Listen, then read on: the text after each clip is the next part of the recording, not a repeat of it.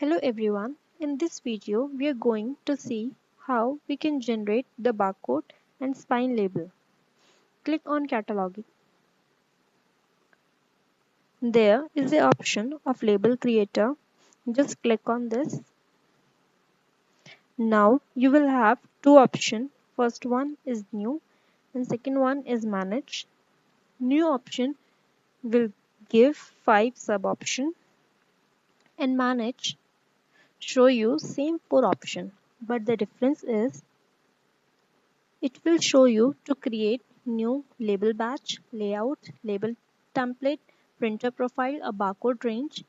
But in manage option, you can manage which has already been created.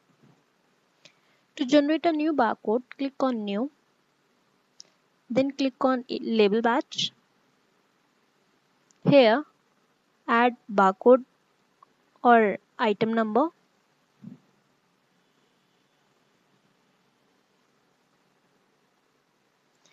Then click on add item. From here, select export full batch and then click on export and download your file as in PDF format.